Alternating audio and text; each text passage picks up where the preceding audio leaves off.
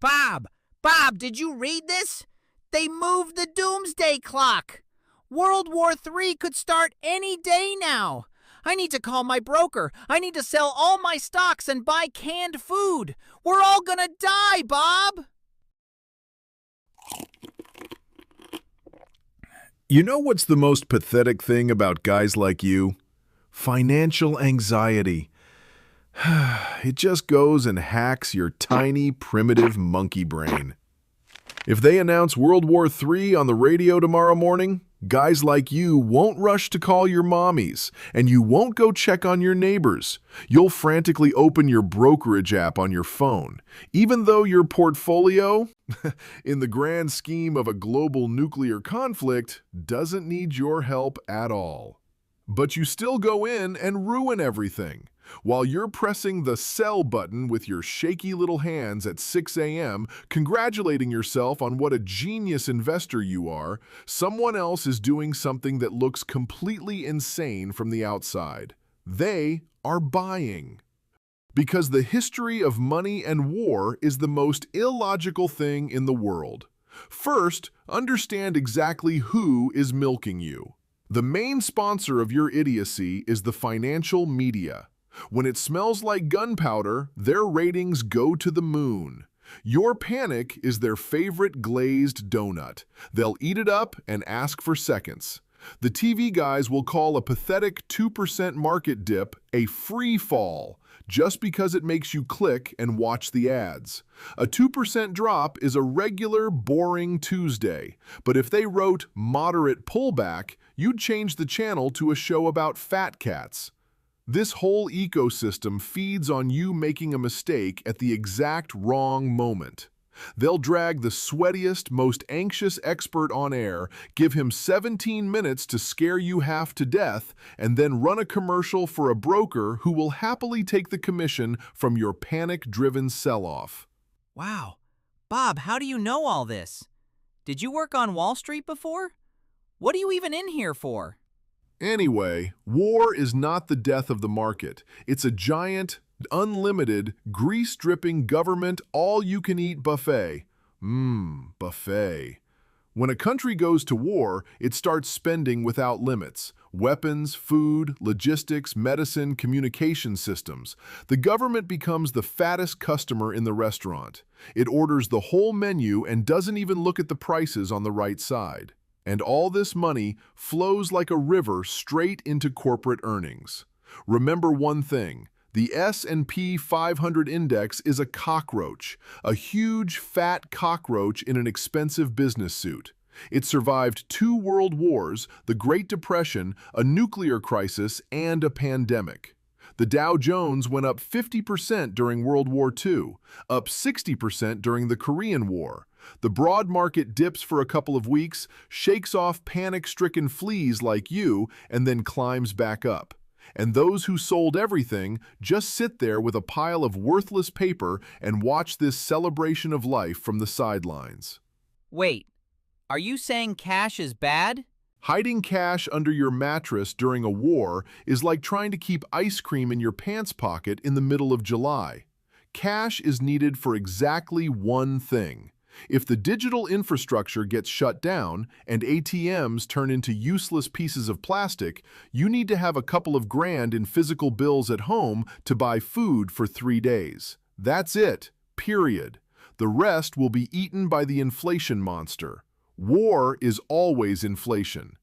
The government prints paper day and night to pay for its banquet, and your savings just evaporate. And what about gold? Oh, the crowd just loves gold. The crowd runs to buy gold bars when the word crisis is already printed in massive letters on the front page of the newspapers. That's idiocy. The people who bought gold at the peak of fear in 1980 waited 26 years. 26 years. Just to break even adjusting for inflation. You buy gold quietly, before the panic even starts. Bob, listen. You explain all this so perfectly. Were you a shadow banker? Or did you rob Fort Knox? Come on, tell me. We're in the same cell. Dirty money. That's what you need to buy. Defense and energy.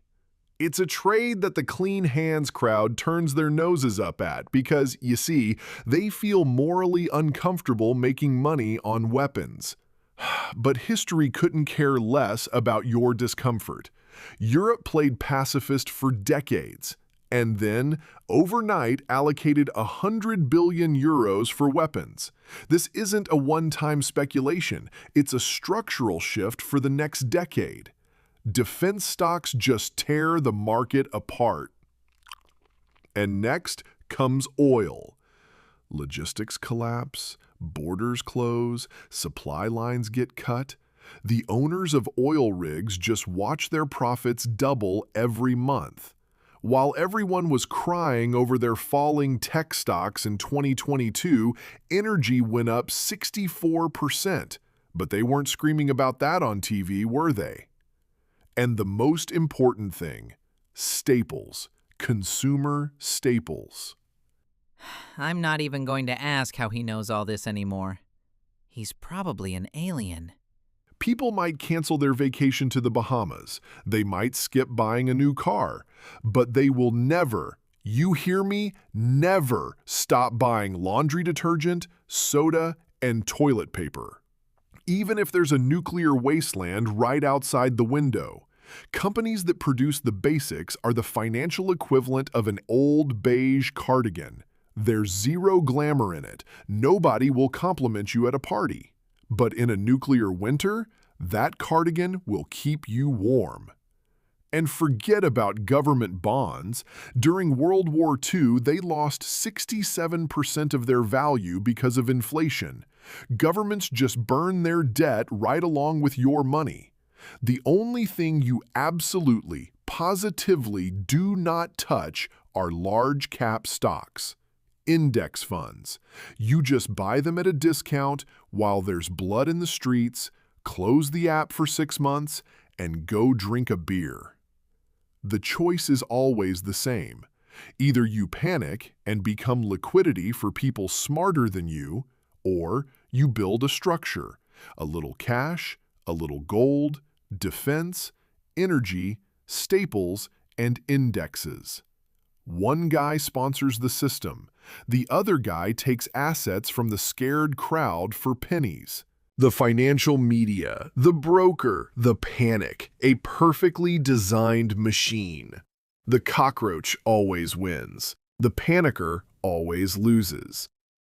The vultures are circling. The choice is yours. Either you're the liquidity or you collect it. Buy, close, beer, repeat. And now, drop a like and subscribe before those vultures take your money too. The vultures need your panic to eat. Don't feed them. The S&P 500 cockroach survived the 1987 crash, 2000.com, 2008, 2020. The market dips 2 weeks, then forgets you ever existed. War government spending flows to defense, energy, food, pharma. The media ratings spike every time there's a bomb somewhere. Your panic is a product. They package it and sell advertising around it. The cockroach in a suit?